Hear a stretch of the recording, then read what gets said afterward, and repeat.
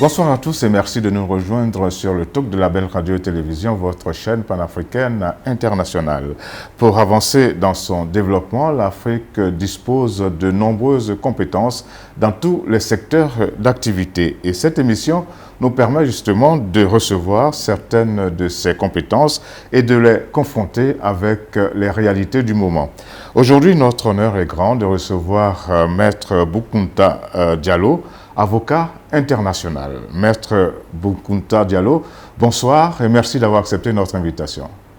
Bonsoir, M. Aboké.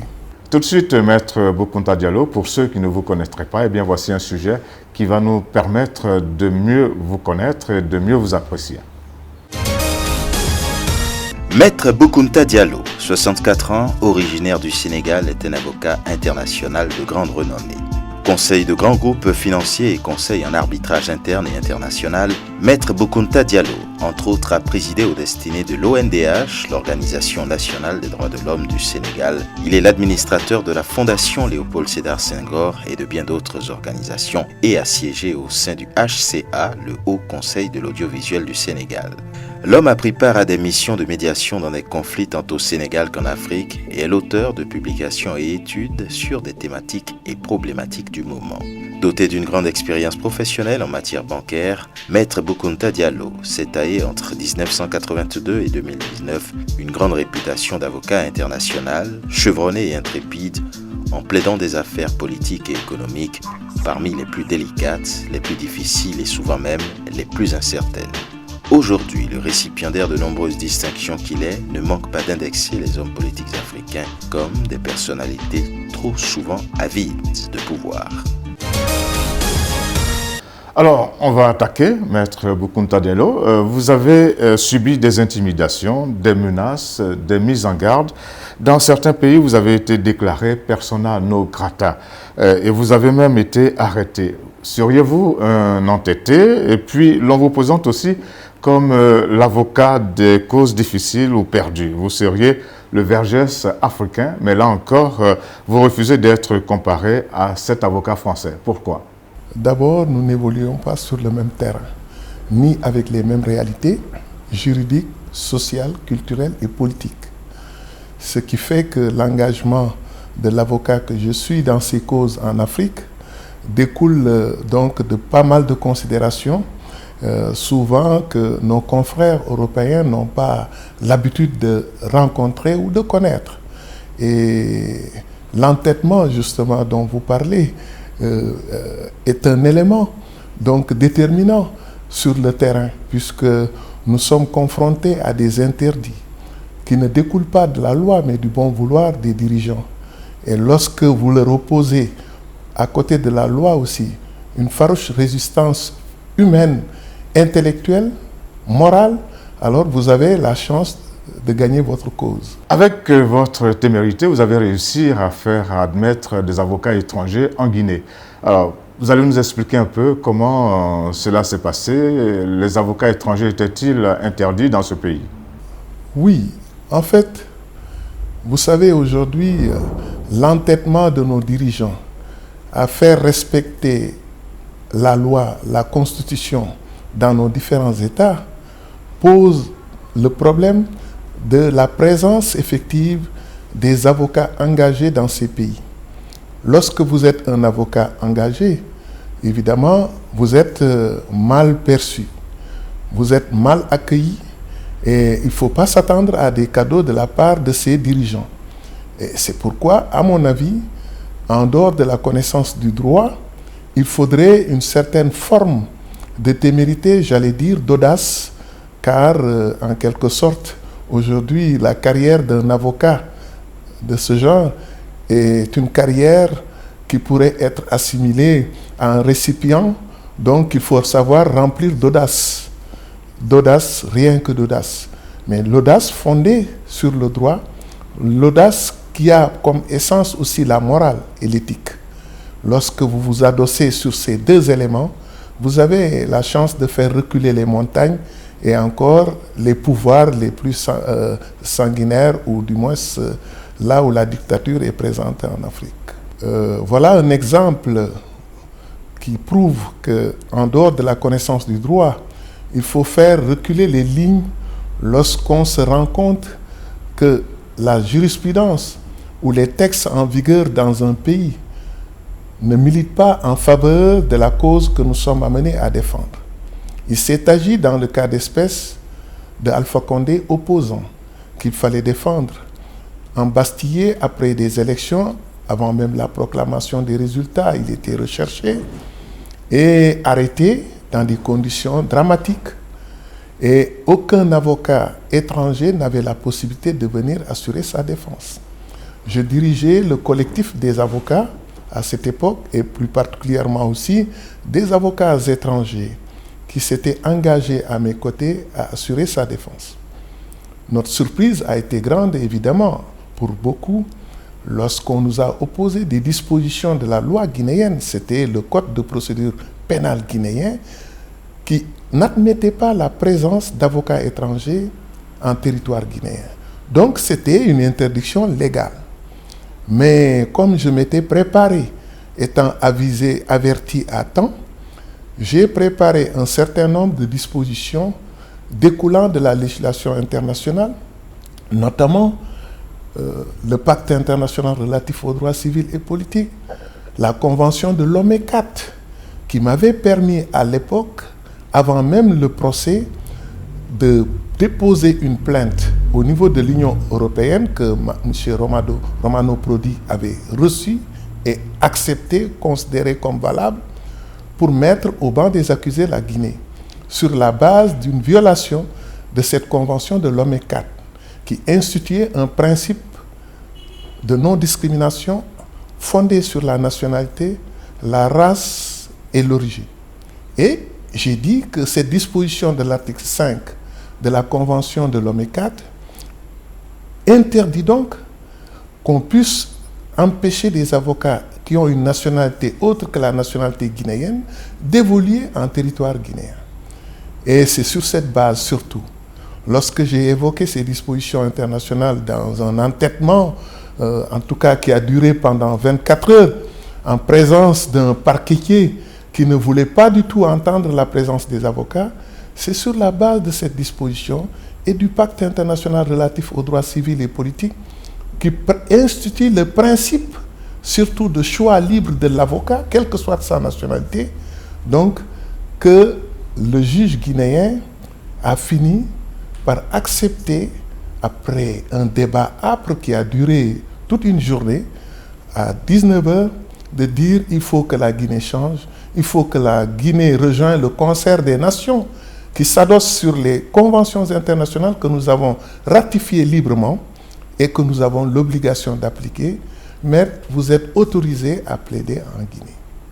Et de ce fait, de se retirer pour que le lendemain, qu'on puisse maintenant commencer le dossier dans son fond, dans son contenu. Mais paradoxalement, le lendemain matin, à ma grande surprise, avant l'audience, je vois s'avancer devant le prétoire l'agent judiciaire de l'État, non cette fois-ci avec des avocats guinéens, mais avec 2 avocats maliens et un avocat ivoirien, un avocat sénégalais, pour dire au président, Monsieur le Président, notez la constitution de ces avocats étrangers pour le compte de l'État guinéen. Et de répliquer ce que j'ai dit au président, Monsieur le Président, aussi notez pour l'histoire que c'est l'État guinéen qui a eu besoin pour la première fois de faire application de notre jurisprudence. Donc voilà pourquoi l'audace paye des fois. Et cette audace a permis aujourd'hui, désormais, depuis cette date, ce texte qui existe, qui est là, a été balayé par une jurisprudence qui a été obtenue grâce à des conventions internationales qui ont une loi une force supérieure donc aux lois nationales du pays, puisque la constitution guinéenne, comme la plupart des constitutions sénégalaises, mettent la suprématie de la loi internationale au-dessus, donc, la suprématie de cette loi internationale sur la loi nationale.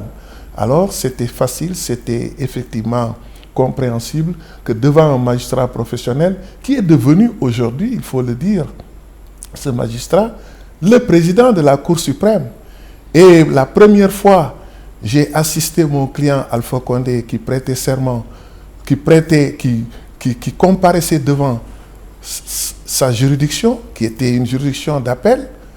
Et la deuxième fois, je l'ai accompagné pour prêter serment en tant que président de la République. La première fois, il prêtait serment pour aller en prison. La seconde fois, il prêtait serment pour aller à la présidence. Ça aussi, c'est des réalités que nous vivons en Afrique, bon, qui n'ont rien à voir avec ce que Maître Vergès a l'habitude de connaître. Donc, face à ces réalités africaines, il faut beaucoup de riposte à la dimension des enjeux, à la dimension également des considérations dont j'ai parlé, sociales, politiques et philosophiques. Maintenant, Maître Boukounta Diallo, question un peu bateau, c'est quoi un bon avocat? Un avocat avec des convictions fortes ou bien avec autre chose? Cela dépend de l'angle qu'on privilégie. Il y a Albert Nou qui a écrit un livre, Les défendre tous, qui disait que pour être un bon avocat, il faut aimer l'homme et ses misères. Il y a d'autres qui pensent que le bon avocat, c'est celui qui a du talent. Mais le talent à lui seul ne suffit pas.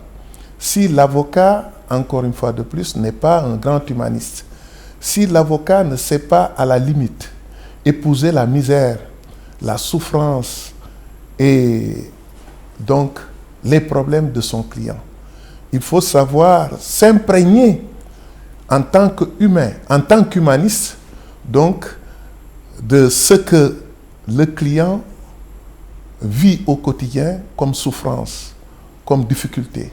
Et à ce moment-là, vous saurez être à la hauteur donc, de la défense attendue de vous, de cette cause que vous devez faire triompher, parce que c'est le cri du cœur qui a plus de résonance que le talent de l'avocat ou les propos bien agencés que vous pouvez distribuer à la cour. Distribuez plus donc votre générosité. Essayez d'être un homme de cœur. Quand vous êtes un homme de cœur, vous pouvez soulever des montagnes. La seule conviction repose, à mon avis, sur l'homme. Lorsque vous défendez une personne, vous épousez sa cause, vous épousez ses difficultés, vous vous placez dans le même contexte qui l'ont amené à agir comme il l'a fait, croyez-moi, si c'est quelqu'un qui s'est trompé dans sa vie, mais qui au fond de lui est quelqu'un de bien, vous saurez faire sortir ce bien que tout le monde ignore à un moment où on ne voit que le mal qu'il incarne. Petite question philosophique, Maître Diallo, nous allons philosopher en tout cas. C'est quoi être vertueux dans un monde dominé par le vice? Ah, c'est vrai, dit-on, que la vertu, quelque part, est un luxe pour ceux qui n'ont pas cette qualité à leur portée. Mais la vertu aussi, à mon avis, est le soubassement de toute morale, de toute philosophie morale. Il n'y a pas de philosophie morale sans vertu. Il n'y a pas de philosophie morale sans éthique. Et aujourd'hui, malheureusement, lorsqu'on considère la vertu comme un luxe, cela peut se comprendre pour celui qui n'a pas la possibilité d'être vertueux. Car, comme disait saint Thomas d'Aquin, un minimum de bien-être est nécessaire à l'exercice de la vertu. Il faudrait permettre aux citoyens d'Afrique d'être dans les mêmes conditions d'existence, de vie, et surtout dans les mêmes conditions qui permettent de juger objectivement une personne lorsqu'elle commet une faute. Est-ce qu'elle a commis cette faute alors qu'elle ne devait pas la commettre parce qu'elle était dans les conditions d'éviter de commettre la faute, ou est-ce que c'est une personne, en tout cas, voilà, qui mérite cette fois-ci l'attention de l'opinion et de la Cour, pour que même une seule faute ne puisse pas anéantir un être humain à vie. Parce que c'est ce qui se passe.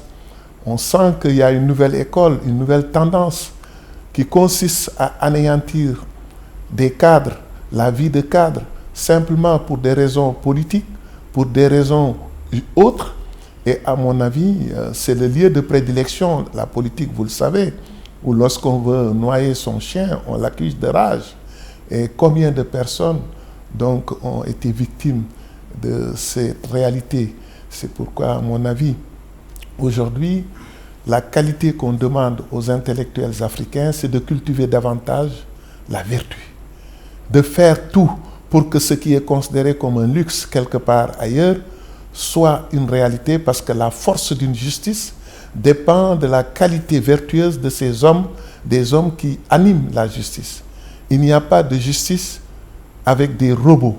Il y a une justice avec des êtres humains, et qui sont des êtres d'émotion, mus par des réalités, mus par des considérations, mus par donc une situation professionnelle. Et tout cela contribue à faire de l'homme ce qu'il est aujourd'hui ou ce qu'il sera demain. Et maintenant, Maître Diallo, vous allez nous dire pourquoi vous pensez que les journalistes et les avocats sont des donneurs de leçons et qu'ils doivent forcément être des modèles.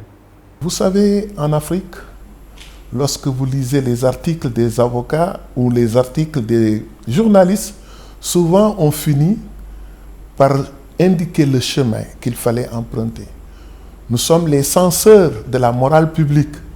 Nous sommes les censeurs des comportements, donc de déviation au niveau de la classe politique, au niveau des intellectuels et de notre groupe social même. Alors nous devons, à travers notre comportement au quotidien, donner l'exemple.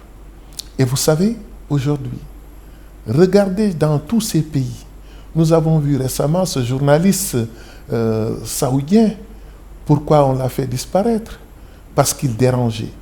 Combien d'avocats dérangés et qui ont disparu? Avant que Saddam Hussein ne soit jugé convenablement, n'a-t-il pas vu 4 de ses avocats assassinés successivement pendant le procès? 4 avocats ont été assassinés. Chaque fois que vous étiez désigné comme avocat, vous étiez assassiné. Il se trouve aussi que vous êtes un très bon négociateur. Nous allons le découvrir à travers le sujet que voici, et vous l'avez démontré à 3 reprises. L'unique et historique rencontre entre le président Léopold Sédar Senghor et Cheikh Anta Diop serait du fait de Maître Boukounta Diallo, qui était à l'époque le meilleur ami de Philippe Senghor, fils du président Léopold Sédar Senghor, et par la même occasion filleul du président. Maître Boukounta Diallo a aussi contribué à rapprocher les présidents guinéens, Alpha Condé le président et Cellou Dalein Diallo, l'opposant. Ici également, Maître Diallo a profité des bonnes relations qu'il entretient avec les 2 personnalités. Enfin, Maître Boukounta Diallo a aussi rapproché les présidents bissau-guinéens, Chérif Diamadio et guinéen Alpha Condé, qui ne s'adressaient plus la parole. C'était en 1985. Le président Senghor avait quitté le pouvoir. Ces 2 hommes qui ne se sont jamais rencontrés après 30 ans de combat politique, à travers médias interposés, à travers des articles connus de partout ou des livres, ne se sont jamais rencontrés. Et d'abord, je bénéficiais de l'estime, de la confiance de ces 2 hommes. Mais très jeune, je me suis dit, au nom de cette audace, de cette témérité qui caractérise encore ma personne, j'ai dit, je vais tenter l'impossible, car c'est un gâchis que 2 hommes qui sont presque quelque part complémentaires, qui auraient pu rendre d'énormes services à l'Afrique, ne puissent pas d'abord travailler ensemble, encore moins, discuter même une seule fois, donc de leurs convictions propres. Et j'ai réussi effectivement cette prouesse, mais avant, croyez-moi, j'ai pu obtenir d'abord de Cheikh Anta Diop, lorsqu'il a écrit son livre « Civilisation et barbarie », de prendre l'exemplaire qu'il avait fait dédicacer pour Senghor, de me donner cet exemplaire que j'ai eu à remettre au président Senghor, qui était très heureux pour la première fois de voir Cheikh Anta lui destiner donc un de ses livres. Et lorsque Cheikh Senghor aussi a écrit Liberté 4, je crois, ou 5, Liberté 4 ou 5, je crois, alors il m'a donné l'exemplaire, il m'a demandé d'aller remettre ça à Cheikh Anta Diop. J'ai remis ça avec un mot élogieux toujours de part et d'autre. Et déjà, c'était quelque chose d'important. Mais je ne me suis pas arrêté là. J'ai continué et j'ai invité les 2 personnes donc à se rencontrer de façon fortuite le jour de mon mariage.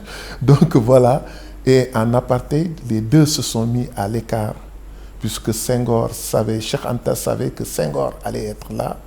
Ils se sont mis à côté et pendant 40 minutes, ils étaient heureux de partager cette discussion philosophique à laquelle j'ai assisté. J'ai entendu effectivement ces deux personnages parler des trois pyramides de Khéops, d'Éphrem et de Mykérinos, parler de la manière avec laquelle le carbone 14 est utilisé par Cheikh Anta fonctionne, et depuis quand le cheval a été introduit dans l'humanité, etc., etc. C'était une discussion extraordinaire. Et après cette discussion, malheureusement, il faut le dire, Cheikh Anta Diop devait disparaître quelques mois plus tard. Et lorsque Cheikh Anta Diop est décédé, j'ai été le premier à informer le président Senghor, qui est monté dans sa chambre, il était en Normandie, et n'est plus redescendu d'après les dires de son épouse, Madame Senghor, que j'ai eu le lendemain, qui m'a dit, Boukounta, depuis que vous avez annoncé le décès de Cheikh Anta, le président Senghor n'est plus redescendu. Et le lendemain, il me chargea de remettre à la famille de Cheikh Anta Diop une lettre de condoléances. Et j'ai informé Madame Diop, qui a fait venir donc ses enfants, et qui m'a fait venir, et j'ai remis cette lettre à Madame Diop en présence de ses enfants. Et lorsque Cheikh Anta, le président Senghor est décédé, Madame Diop m'a fait appeler, m'a fait venir en présence de ses enfants pour me remettre une lettre de condoléances donc destinée à Madame Senghor. Ce que beaucoup de gens ignorent. J'ai vu même un film qui retrace la vie de ces deux hommes. Malheureusement, ces deux réalités, ou ces réalités que je suis en train de décrire, ne figurent pas dans ce film. Ça aurait pu compléter au moins le tableau pour que les gens comprennent que, bon, très jeune, j'ai réussi peut-être, en tout cas, quelque chose grâce à la main de Dieu. J'ai réussi donc à faire parler ensemble ces deux hommes et à se faire mieux connaître. Et il y a beaucoup d'hommes politiques à l'époque, comme Madior Diouf du RND, disciple de Cheikh Anta, qui en a parlé donc dans une télévision de la place et qui s'est expliqué en disant, certes, c'est l'affection que les deux hommes avaient pour Boukounta qui a provoqué ou suscité cette unique rencontre des deux hommes.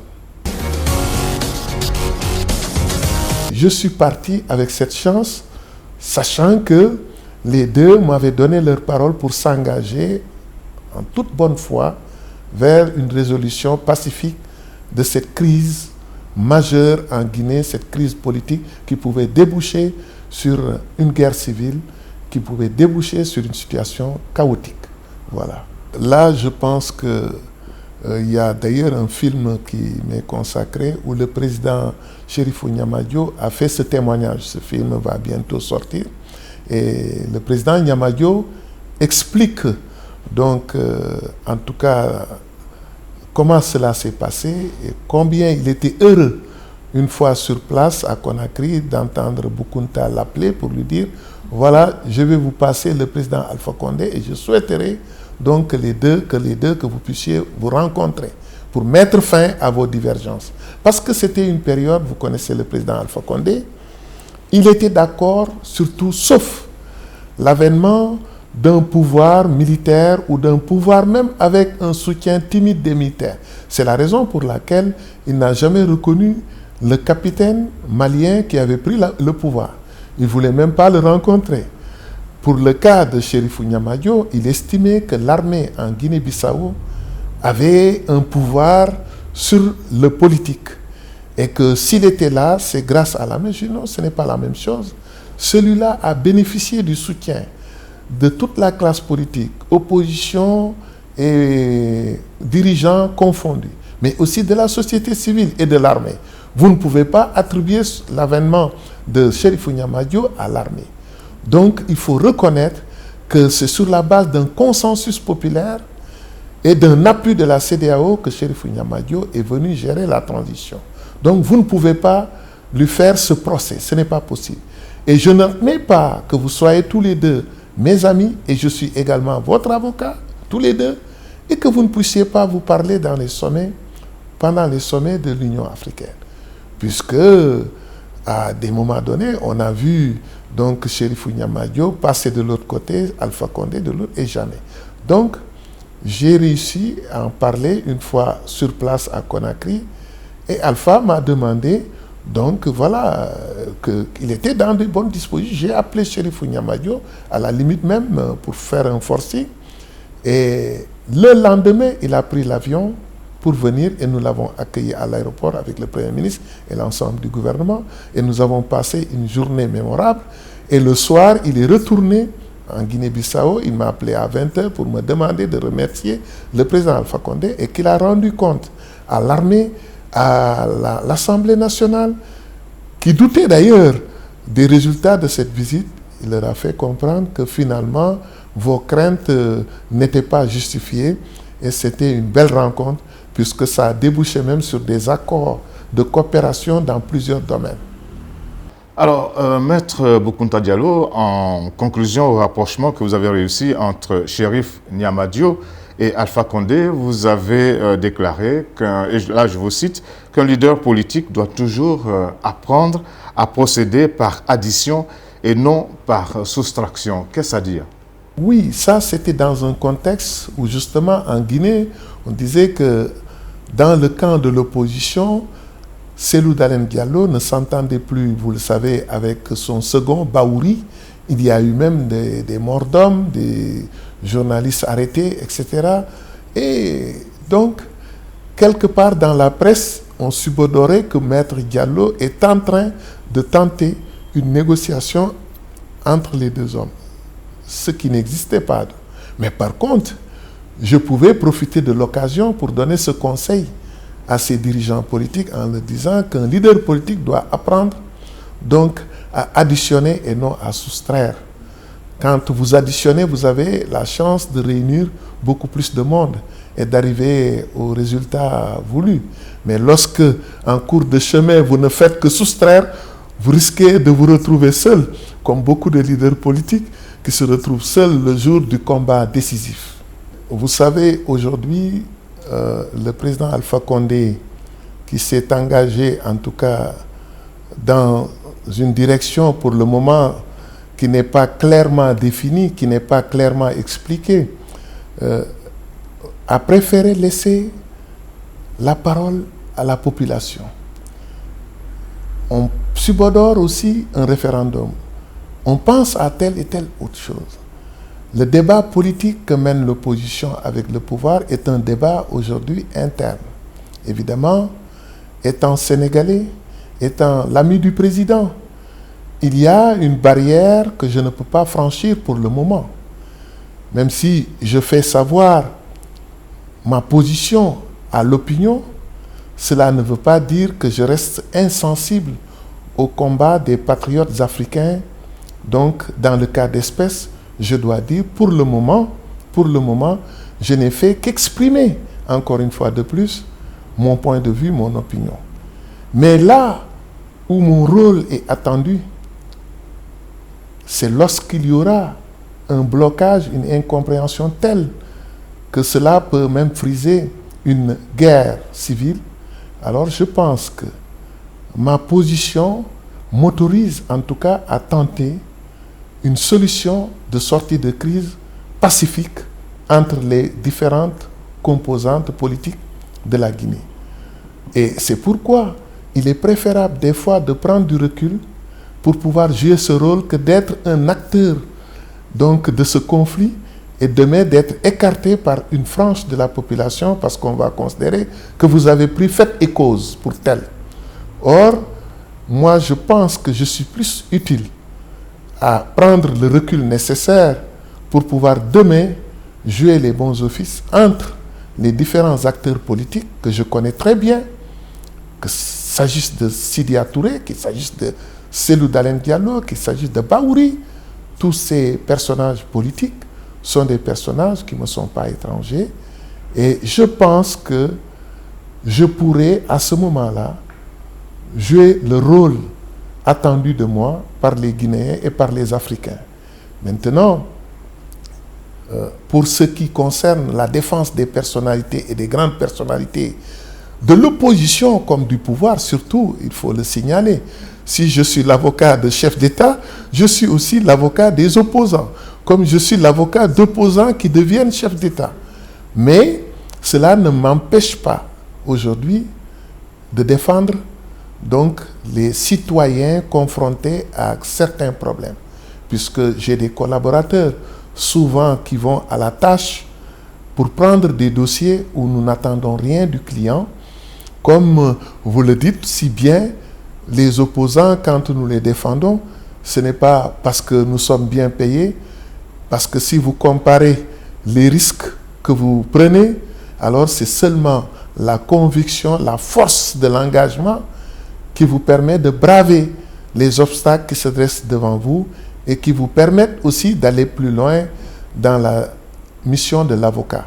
Et ce n'est pas donné à tout le monde de défendre ces grandes causes, parce qu'au-delà de la compétence, il faut du courage, il faut beaucoup de doses d'audace et il faut l'esprit de sacrifice, car vous mettez en péril votre vie, vous mettez aussi en péril votre liberté. Donc ce n'est plus l'argent qui détermine votre engagement, mais c'est encore une cause morale qui est à la base de la force de cet engagement dont je parlais. Et c'est cela aujourd'hui qui me motive plus et qui me revigore, parce que lorsque je suis en face des obstacles aussi majeurs, c'est comme s'il y a quelque chose qui me dicte d'aller plus loin. Parce que la conquête des grandes causes et la conquête aussi des grandes victoires méritent autant de sacrifices que ceux que j'ai énumérés. De sacrifice de sa vie, don de sa liberté pour ces causes. Et peut-être, après 38 ans de carrière d'avocat aujourd'hui, je suis dans ma 38e année, je dois m'autoriser quand même à prendre ces risques, parce que l'expérience et l'expertise accumulée n'est pas aussi une mince expérience et donc une mince expertise. Et je pense qu'il faut faire reculer les barrières, il faut faire reculer les montagnes dans ce continent pour qu'enfin l'injustice n'ait plus droit de cité dans notre continent. Alors finalement, notre rencontre ressemble à une belle opportunité pour expliquer à tous pourquoi vous êtes un anti-promoteur des troisièmes mandats en Afrique, pourquoi vous êtes opposé aux réformes constitutionnelles qui débouchent sur un troisième mandat. Et puis il faut dire aussi que vous en avez fait une question, non pas seulement juridique, mais une question de conviction. Et c'est ainsi que vous vous êtes retrouvé au Congo pour défendre l'opposant Okombi André Salissa, candidat à l'élection présidentielle. C'est une affaire qui a failli tourner pour vous au vinaigre, parce que le président congolais, Denis Sassou Nguesso, vous a trouvé particulièrement impertinent. Denis Sassou Nguesso est quand même l'ami de votre ami Alpha Condé. Évidemment, évidemment. Vous savez, aujourd'hui, quand on se rappelle de tout ce qui a été fait, dit, dans ce combat pour la promotion des constitutions existantes et l'interdit des nouvelles constitutions en Afrique, moi j'ai fini en conclusion par considérer que le problème majeur de l'Afrique n'est pas un problème de droit, un problème constitutionnel. C'est la nature des rapports que nous cultivons avec les pouvoirs politiques en Afrique.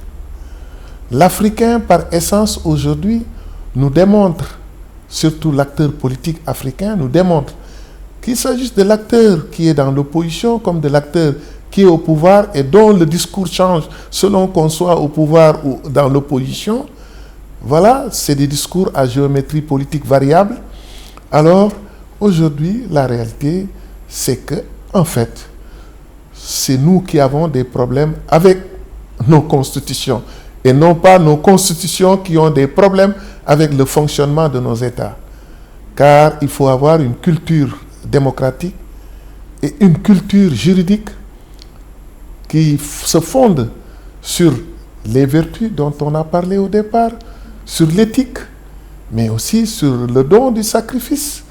Parce que pour que l'Afrique puisse faire des bons, il faut que certaines personnes acceptent aussi de renoncer à leurs privilèges, à leurs avantages et encore à leur force du moment. Puisque lorsque la Constitution vous donne un pouvoir du moment, auquel vous pouvez renoncer par éthique, par morale, je pense que si tout le monde le comprend comme ça, il y aura moins de conflits. Et dans le cas du Congo, M. Okombi Salissa André, qui a été 16 ans ministre de Denis Sassou Nguesso et député au moment de son arrestation, député du parti au pouvoir, a eu seulement comme problème de dire au président « Je ne suis pas d'accord sur la réforme constitutionnelle qui pourrait déboucher sur un 3e mandat. » Alors qu'on le considérait pour certains comme le dauphin du président, voilà, il a préféré pour une question de principe faire connaître sa position ouvertement. Et c'était une parenthèse pour son compagnonnage tout de suite avec le président dès lors que cette phrase sortait de sa bouche. Mais il a continué son combat pour créer un mouvement et se présenter au présidentiel. Alors, après les présidentielles, il était obligé de se cacher, comme le général Mokoko. Tous les deux arrivés en 2e et 3e position. Mais voilà qu'aujourd'hui, les deux finissent par des procès politiques où le général Mokoko a été condamné à 20 ans de travaux forcés. Le ministre Okombi Salissa André également à 20 ans de travaux forcés pour son procès. En quelque sorte, tous les deux. Et Louis XVI, qui a été défendu par Maître Malzerbe, qui a été décapité, son fils décapité, son petit-fils décapité pour avoir défendu cet homme. Donc, vous avez vu tous ces journalistes qui disparaissent chaque année, tous ces journalistes qui sont persécutés, parce que nous remplissons la même mission dans cette société. Nous sommes des veilleurs. Nous sommes au-delà de ce que nous sommes en tant que professionnels de la communication, professionnels dans l'art de plaider, de défendre. Nous avons une mission sociale, souvent qui n'est pas récompensée, mais qui est fondée sur la vertu, la connaissance du terrain et l'engagement personnel de chacun de nous. Et regardez à travers le monde, toutes les grandes révolutions du monde ont été l'œuvre des avocats. Regardez la révolution cubaine avec Maître Fidel Castro. Regardez la révolution française avec Maître Robespierre et Maître Danton, qui ont fini par périr donc avec cette révolution. Nous avons vu également en Afrique du Sud Nelson Mandela. Mais avant Nelson Mandela, un avocat, Maître Gandhi, a justement semé les graines en Afrique du Sud avant de continuer chez lui en créant la théorie de la non-violence. Mais lorsqu'il est parti en Afrique du Sud, il a semé la bonne graine puisque quelqu'un qu'on appelle Nelson Mandela, avocat, s'est levé face à la tyrannie, face à la politique d'apartheid pour dire non au prix de sa liberté, de sa vie. Et lorsqu'on a réussi à mettre fin à la politique d'apartheid, ça a été aussi l'affaire de deux avocats, Maître Frédéric de Klerk et Maître Nelson Mandela. Il fallait la témérité, l'audace de deux avocats. Pourquoi je vous dis l'audace, la témérité en Afrique paye. Il fallait la témérité et l'audace de ces deux avocats pour anéantir un système qui avait trop duré et qui avait fait trop de malheurs et de victimes. Alors, comment Frédéric Klerk, un blanc, a réussi à transgresser les règles de sa communauté, les règles de sa société, les règles de l'État, pour être en complicité avec un avocat noir? Il fallait encore une fois de plus ce maillon fort de vertu, de morale et d'engagement personnel pour réussir donc cette prouesse. Et en conclusion, tous les deux ont été récompensés d'un prix Nobel de la paix. Toutes les grandes batailles pour l'indépendance de l'Afrique ont été l'affaire des avocats. Ce sont les avocats en Afrique, en commençant par la Mauritanie avec Maître Makhtar Ould Daddah, qui est parti défendre, après avoir fait un stage au cabinet de Maître Boissier Mpalam, ici à Dakar, il est parti s'engager pour l'indépendance de la Mauritanie. Nous avons vu à côté Maître Bourguiba, qui est allé s'engager pour l'indépendance également de la Tunisie. Et ici, Maître Lamine Gueye, qui est venu se battre contre la loi cadre qui crée l'indigénat. Et encore dans d'autres pays.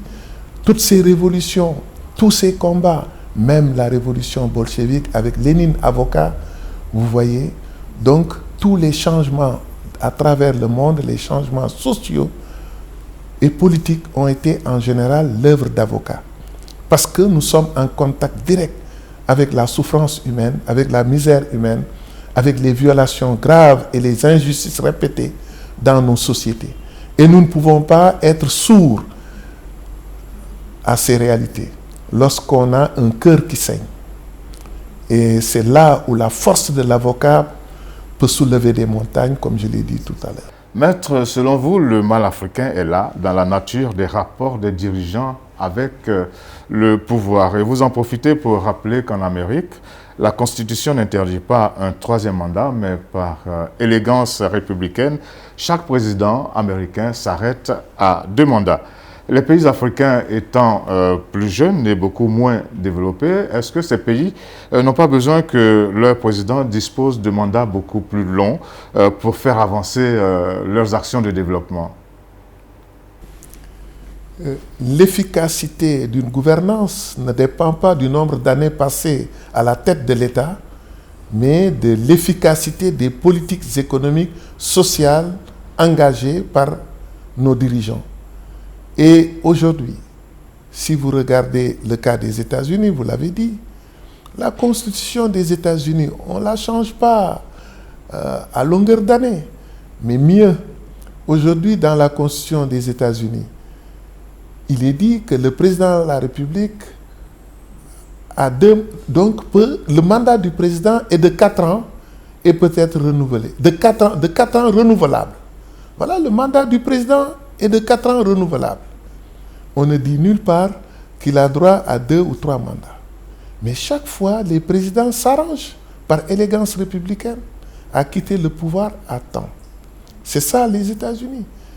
La seule exception de l'histoire, c'est Roosevelt, le président Roosevelt, qui l'a créé en transgressant donc cette pratique constitutionnelle. C'est parce que c'est une pratique constitutionnelle. Ce n'est pas la Constitution qui le dit. Mais tous ceux qui sont arrivés ont dit, écoutez, comme on a dit que le mandat du président donc peut continuer. Mais à ce moment-là, Roosevelt a préféré, en tout cas, à un moment, comme vous dites, où il y avait la guerre, ce qui avait été brandi, donc il y avait des problèmes, en tout cas, qui étaient à l'origine, d'après l'explication qui a été donnée, donc de cette pratique. Voilà, c'est la seule exception de Roosevelt. Mais depuis le président actuel, qui est le 48e président des États-Unis, vous avez vu, il n'y a eu qu'une seule exception à la règle, mais toujours la machine fonctionne sans qu'on ait besoin de le dire, sans qu'on ait besoin de dire que les mandats sont limités à 2. Voilà pourquoi, à mon avis, on n'a pas besoin d'une constitution pour avoir une culture républicaine et une culture démocrate. Pour avoir cette culture, il suffit simplement de cultiver davantage les vertus dont on a parlé et l'éthique républicaine, etc. Voilà. J'ai envie de savoir quel jugement vous portez sur tous ces juristes qui entourent tous ces chefs d'État et qui poussent justement ces chefs d'État à tripatouiller leurs textes, à tripatouiller la Constitution. Qu'est-ce que vous en pensez? Bon, d'abord, ils rendent de mauvais services à ceux qui leur demandent ce genre de service et ils rendent de mauvais services également à la classe politique et à la société civile africaine. Donc, finalement, leur motivation n'est pas une motivation noble, mais c'est une motivation pécuniaire, matérielle, qui fait oublier, il faut le dire, la mission première d'un intellectuel. Et souvent, il est facile de trouver un juriste tailleur pour vous tailler une constitution à votre mesure. Mais ce juriste tailleur lorsque le pays brûle, donc s'éloigne de vous, et vous ferez face seul devant l'histoire, mais aussi devant votre peuple qui réclame un changement immédiat. Et voilà, nous assistons à cause de ça à beaucoup de crises majeures, parce qu'il suffit simplement d'avoir le courage de dire le droit à un moment donné. Regardez le cas de la Côte d'Ivoire. Parce que le Conseil constitutionnel, à un moment donné, a refusé de dire le droit. Et il y a eu une guerre civile, avec des décennies de retard, 3 décennies de retard. Il y a eu 3000 morts, là où un homme, ou des intellectuels, des juristes qui ont une responsabilité historique face à l'histoire, ont choisi leur carrière et ont choisi de sacrifier ce pays. Ce n'est qu'un autre conseil constitutionnel qui a eu à reconnaître la victoire autrement. Donc, celui qui était déclaré vaincu a été déclaré vainqueur par une autre juridiction autrement composée. Cela, je ne trouve pas ça du tout honorable pour l'Afrique. On a vu ça à Madagascar. Une semaine, on se lève, le Conseil constitutionnel déclaré tel vainqueur, et une semaine après, c'est le contraire qui a été déclaré parce que les populations étaient dans la rue. Est-ce que nos juristes ont besoin, pour changer le cours politique des choses, ont besoin de jouer ce rôle en Afrique qui débouche nécessairement, ou pour la plupart du temps, sur des guerres civiles? À mon avis, la responsabilité des juristes, des magistrats en Afrique est engagée aujourd'hui devant l'histoire. Car, je l'ai dit dans ma plaidoirie au Congo, qu'ils sont les poumons de la démocratie. S'ils cessent de battre, la démocratie cessera de battre. Ils doivent donc s'engager, pas seulement professionnellement, mais s'engager en tant que patriotes, en tant que panafricanistes, pour empêcher à ce que des guerres civiles s'installent simplement par la faute de magistrats à travers des décisions de justice. Aujourd'hui, le problème que nous avons, comme je l'ai dit, n'est pas un problème de constitution, de texte de loi. C'est la nature des rapports que nous cultivons avec les pouvoirs, mais c'est valable aussi au niveau de la justice. Le problème que la justice africaine a est plus un problème d'homme. Car, comme disait Alain Perfit dans son livre Les chevaux du lac Ladoga, il disait que l'indépendance de la justice est une question d'homme, de tempérament et d'éducation. L'homme qui a donc toutes ces qualités est forcément un magistrat indépendant. Parce que s'il veut l'être, il le sera à partir de ses qualités. S'il ne veut pas l'être, quels que soient les textes mis en place pour le rendre indépendant, il ne le sera jamais. Donc c'est une question d'éducation et de tempérament avant d'être une question de compétence. Nous devons le prendre comme tel. Alors, pour pouvoir poser mes questions, Maître Boukounta Diallo, je suis obligé de m'appuyer sur certaines de vos déclarations. Et vous dites que le mal africain se trouve dans les rapports entre les gouvernants africains et le pouvoir, et surtout dans la propension que les dirigeants africains ils ont à s'éterniser au pouvoir. Qu'est-ce que vous dites de tous ces observateurs qui pensent que le mal africain est surtout dans le type de régime, surtout le régime dit présidentialiste? Et à ce propos-là, je voudrais, avec tout le respect que je vous dois, vous inviter à jeter un coup d'œil sur l'ouvrage d'un Gabonais qui s'appelle Edmond Okemvele Mkogo, un livre qu'il faut lire et qui parle justement de la nature des régimes. Et surtout, il dénonce le régime présidentialiste. Oui, effectivement, certains qui ont la malchance de perdre des élections en Afrique accusent souvent le régime politique, le type de régime politique mis en place. C'est un régime présidentialiste ou c'est un régime parlementaire qui ne correspond pas à nos réalités, mais aucun de ces régimes n'a correspondu aux réalités africaines. Nous avons hérité de systèmes politiques donc, que le colonisateur a bien voulu nous coudre et nous laisser comme modèle. Ces modèles, qu'on soit dans un pays anglo-saxon ou dans un pays anglophone ou un pays francophone, vous verrez que le régime politique change. Le système où il y a des vice-présidences, vous les trouvez souvent au niveau des régimes donc, qui ont une tradition anglophone. Le régime aussi parlementaire, vous trouvez ça, pour ceux-là qui ont été, en tout cas, à l'école du Portugal. Je veux parler des îles du Cap-Vert, de la Guinée-Bissau, où nous avons des régimes parlementaires. Donc, dans ces régimes, on s'est focalisé sur le fait que le colonisateur a, pour l'essentiel, recopié le même système qui existait chez lui. Alors, dans chaque pays, nous avons ce problème. Alors, si nous nous mettons à accuser le système politique en place, croyez-moi, on ne va pas s'en sortir. Et que faisons-nous des hommes qui sont appelés à manipuler ce système politique, qui sont appelés à fonctionner avec ces systèmes politiques? Nos ancêtres connaissaient d'autres formes de gouvernance. Alors, si nous avons abandonné ces formes de gouvernance de nos ancêtres pour épouser d'autres formes, finalement, au cœur, au centre de tout se trouve l'homme. Quelle est la capacité de nos dirigeants à pouvoir se mouvoir dans les systèmes politiques existants pour donner le mieux d'eux-mêmes, pour amener nos pays à sortir du sous-développement et de la misère? Je dois dire aujourd'hui que peu d'États, peu de dirigeants politiques ont réussi cette prouesse.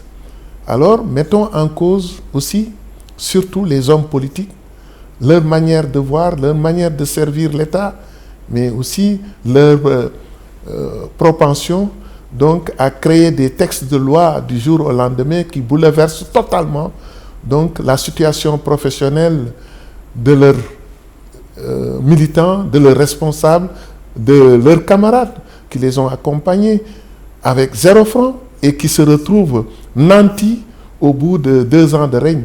Je pense que là aussi, il faut voir le mal africain à ce niveau. Comment est-ce que vous avez ressenti la stratégie constitutionnelle appliquée par le président Macky Sall pour gagner au premier tour à la dernière présidentielle? Est-ce que vous pensez que le président Macky Sall va s'arrêter là, à ce 2e mandat? Sinon, est-ce que vous allez le combattre? N'importe qui, si je suis prêt à combattre mes amis pour un 3e mandat, a fortiori le président Macky Sall, s'il était tenté de le faire. Mais je pense que son parcours, son intelligence, surtout l'histoire récente de notre pays, ne l'autorise pas à envisager en tout cas cette hypothèse. Je pense que nous nous sommes battus pour le 23 juin. Il était là, je l'ai vu dans la salle Daniel Brottier, il était derrière moi. Nous nous sommes même salués du regard. Le jour du 22 où nous préparions le 23, où nous sommes sortis avec des lacrymogènes. Alors, je l'ai vu là en casquette, assis à côté de moi au podium, à l'intérieur de la salle Brottier. Donc, il ne peut pas ignorer tous les sacrifices des Sénégalais pour empêcher ce type de changement constitutionnel, pour empêcher également un 3e mandat de trop. Et il connaît l'éthique, la morale et les vertus de ces hommes qui sont toujours là et toujours prêts à défendre les mêmes vertus morales, etc. Donc, je ne crois pas que son parcours, son éducation, son entourage, en tout cas, puisse lui permettre aujourd'hui d'aller vers cette direction.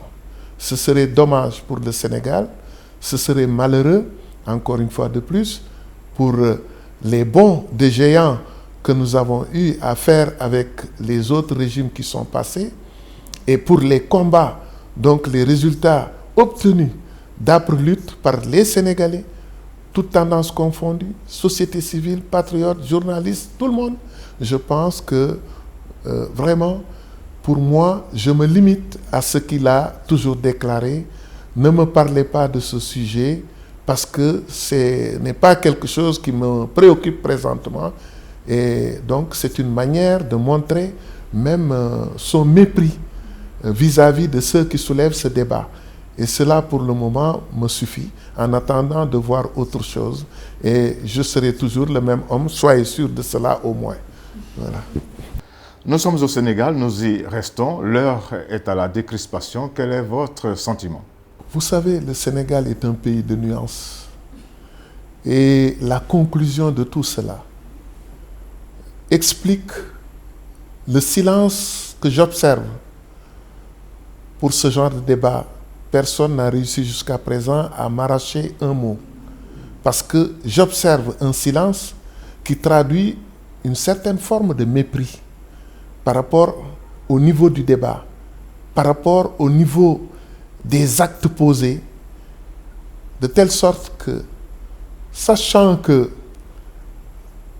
en conclusion, on finira par devenir ce qu'on est réellement, on finira par se retrouver autour d'une table pour dire autre chose, alors à quoi servent les excès de langage, les écarts de langage inutiles qui ne font qu'inquiéter les populations, qui ne font qu'inquiéter la communauté internationale et d'éloigner les investisseurs, les bailleurs de fonds du pays? Est-ce qu'en le faisant, on rend service au pays? Non. Donc, voilà l'Afrique, cette triste réalité dont je parlais tout à l'heure. Je voudrais que nous bouclions notre entrevue sur la question que voici. Je vous fais revenir sur l'aspect panafricaniste de votre personnalité. La paix entre les différents acteurs politiques du continent, vous l'avez dit, c'est votre credo. Nous avons besoin d'un peu plus d'explications là-dessus. Je suis un panafricaniste et si on suivait mes conseils, on serait dans le cadre d'une fédération ou d'une confédération à la limite. Mais le fait d'évoluer sous cette forme ne pourra pas hâter le développement réel de l'Afrique et ne pourra pas nous aider à éradiquer le mal africain qui est le chômage et le sous-développement. Eh bien voilà, Maître Boukounta Diallo, il ne me reste plus qu'à vous dire un grand merci au nom de Label Radio et Télévision, la chaîne panafricaine internationale, et souhaiter aussi que bon nombre de vos confrères, de même que tous ces jeunes Africains qui ont envie d'embrasser une carrière d'avocat, eh bien s'inspirent de votre ténacité et de votre entêtement. Et puis, à vous qui nous avez suivis, merci beaucoup d'être restés en notre compagnie. Nous nous retrouverons pour un autre numéro du Talk de Label Radio et Télévision, votre chaîne panafricaine internationale. Au revoir et à bientôt.